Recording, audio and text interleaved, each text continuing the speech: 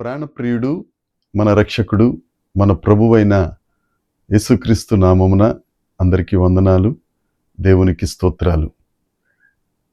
రక్షించే సమర్థుడైన దేవుడు, జీవమార్గమైన దేవుడు, రాత్రి సమయమందు మంచి నిద్రను మనకు అనుగ్రహించి ఎందరికో లేని ఈ నూతన దినమును మనకు అనుగ్రహించినందుకై సమస్త మహిమ, ఘనత, ప్రభావములు యేసుక్రీస్తు ప్రభు ఒక్కరికి చెందునుగాక.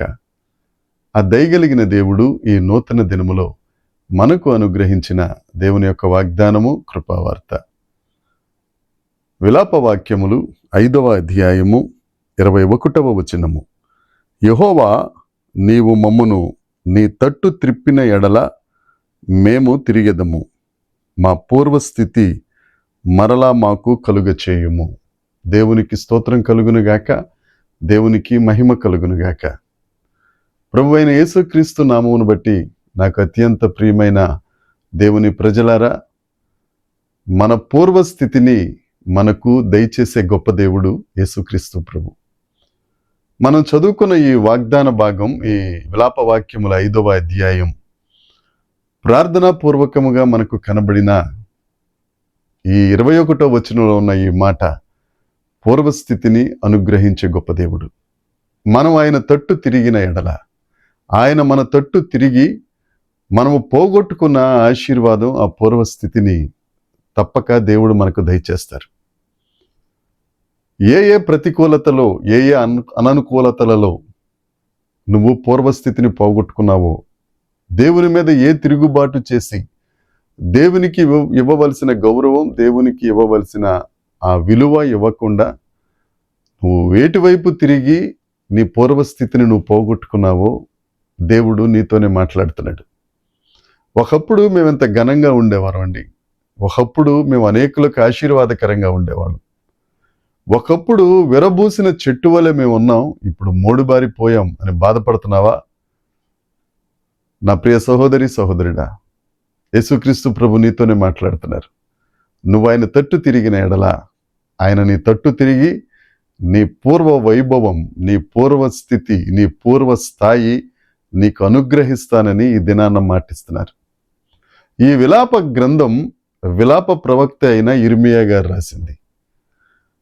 దేవుని ప్రజలు దేవుణ్ణి విడిచిపెట్టి దేవునికి ఎదురు తిరిగి వారు చెరలోనికి వెళ్ళిపోయినప్పుడు, దుఃఖంలోనికి వెళ్ళిపోయినప్పుడు, ఆవేదనలో వెళ్ళిపోయినప్పుడు దేవుని ప్రజల గురించి విలపిస్తూ రాసిన గ్రంథం ఈ విలాప వాక్య గ్రంథం. ఎందుకు వారికి దుఃఖం, ఎందుకు వారికి చెర, ఎందుకు వారికి ఆవేదన అంటే, వారు దేవుణ్ణి మరచి తమ చేతులతో చేసుకున్న వాటిని పూజిస్తూ, తమ చేతితో రూపించిన వాటితో వ్యభిచరిస్తూ దేవునికి కోపం పుట్టించినందున దేవుడు వారిని చెరకు అప్పగించారు. అయితే విలాప వాక్యాలు 1వ అధ్యాయం 12వ వచనంలో యోధ విలాపిస్తుంది. ఏమనంటే, నా కన్నీరు నా చెంపల మీదుగా కారుతుంది, నా విలుకాండ్రు నన్ను ఓదార్చట్లేదు, నా చెలికాండ్రు నన్ను మోసం చేశారు. ఎవరి విలుకాండ్రు, ఎవరి చెలికాండ్లు అని అంటే, విలుకాండ్రు అంటే ప్రేమించిన వారు ఓదార్చడం లేదు, చెలికాండ్రు స్నేహం చేసిన వారు మోసం చేశారు.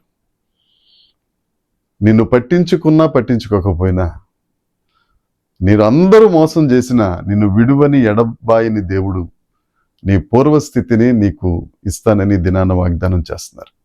నువ్వు ఆ దేవుని సన్నిధికి వెళ్ళి ప్రార్థన చేయి. ప్రభువా, నీ తట్టు తిరిగే మనసు మాకు దయచే. ప్రభువా, నిన్ను పూజించే మనసు, నిన్ను సేవించే మనసు మీరు మాకు దయచేయండి తండ్రి అని నువ్వు దేవుని దగ్గర అర్థిస్తే, నువ్వు ఏ అవిధేయతలైతే కొట్టుకుని నీ పూర్వస్థాయిని పోగొట్టుకున్నావో, దేవునికి ఏ విరోధ కార్యక్రమం చేసి నీ వైభోగాన్ని, నీ వైభవాన్ని పోగొట్టుకున్నావో, నువ్వు దేవుని వైపు తిరుగు. తప్పక దేవుడు నీకు ఆ పూర్వస్థాయిని అనుగ్రహిస్తారు. యోబు జీవితాన్ని చూస్తే, యోబు దేవుణ్ణి స్తుతించేవాడే, దేవుని యందు భయభక్తులు కలిగిన వాడే, చెడుతనమును విసర్జించిన వాడే, దేవునికి ప్రార్థన చేసేవాడే. కానీ అకస్మాత్తుగా ఆయన పరిస్థితి మారిపోయింది. సమస్తం కోల్పోయాడు.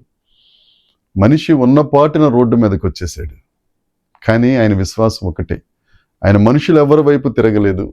భార్య చెప్పిన మాట కాదు, స్నేహితులు చెప్పిన మాట కాదు, తను సృష్టించిన ఆ దేవుని వైపు, విమోచకుని వైపు, ఆ సజీవుని వైపు చేతులెత్తాడు. అదే నమ్మకం, అదే విశ్వాసం అతనికి రెండంతల ఆశీర్వాదాన్ని తెచ్చిపెట్టింది.